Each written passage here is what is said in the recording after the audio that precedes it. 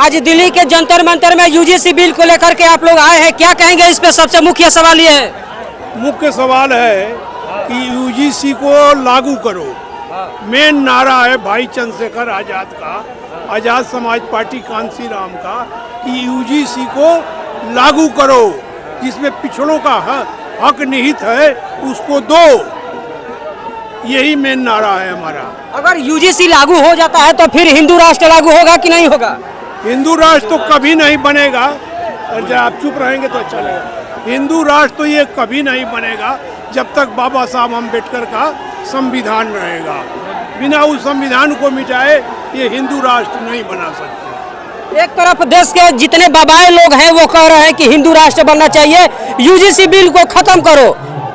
ऐसा है 85% के हक में यूजीसी बिल है, तो 85 भारी है कि 15 भारी है? आप बताओ। 85% आवाम जो है चंद्रशेखर आजाद के साथ खड़ी है, तो फिर क्या कर पाएंगे ये लोग?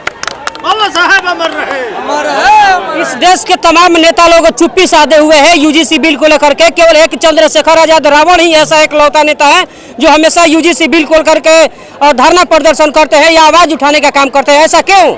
ऐसा इसलिए है कि वो ब्राह्मणवाद से पीड़ित है, ब्राह्मणवाद से सटे हुए हैं, और खास तौर से जो पिछड़ों की जमात है तथा कथित समाजवादी पार्टी है, बहुजन समाज पार्टी है, ये लोग ब्राह्मणों से इलू इलू कर रहे हैं, आई लव यू कर रहे हैं। इसलिए जो है ये वो नहीं बोल पा रहे हैं, और ब्राह्मणों से इलू इलू कोई नहीं कर रहा है, तो उस आदमी का नाम है चंद्रशेखर आजाद। आज जिसकी वजह से का नाम है कि वो आज इस जंतर मंतर पर धरना प्रदर्शन कर रहे हैं कि यूजीसी को लागू करो। तो केवल बहुजन के लोगों से आवाज उठाने से यूजीसी बिल पारित हो जाएगा इस देश में? अच्छा, ये बताइए 85% एक तरफ होके आवाज उठाएगा तो मोदी की दम है कि नहीं लागू करेंगे? 85% में बहुत ज्यादा लोग हैं बीजेपी को समर्थन देने वाले हैं।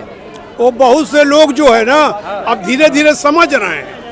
आज जितने विश्वविद्यालय हैं, किसी विश्वविद्यालय का आप नाम बता दो कि एक भी वाइस चांसलर पिछड़ी वर्ग का है, एक भी वाइस चांसलर दलित है, एक सीजीआई आया, सुप्रीम कोर्ट का जज आया दलित, तो उसको जूते से ब्राह्मणों ने स्वागत किया। फिर बचा क्या है आप बता दो?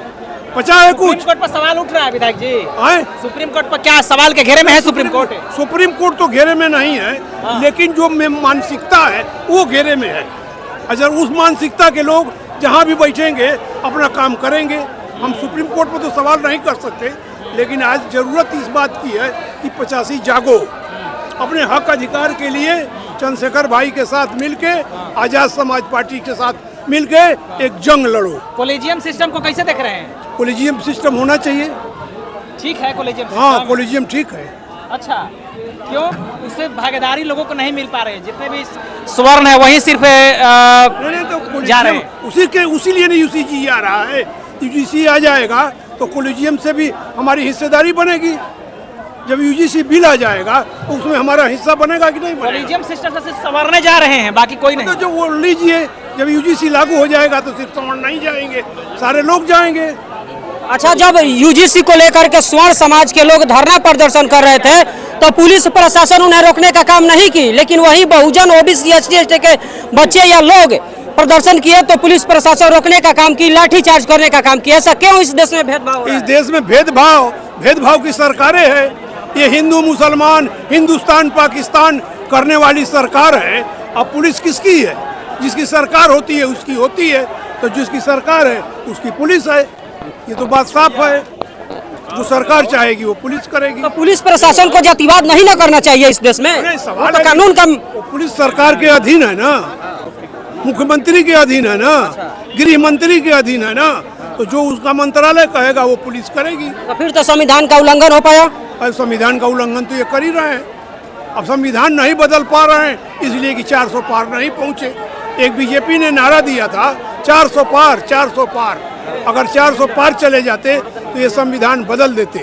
लेकिन धन्यवाद है इन दलितों को कि ये होश में आए और इंडिया ब्लॉक को वोट करके लंगड़ी सरकार बनवा दिया। आज लंगड़ी सरकार है, एक नीतीश कुमार और चंद्रबाबू नायडू के भरोसे है। ये दोनों हटा लेंगे, सरकार खत्म हो जाएगी।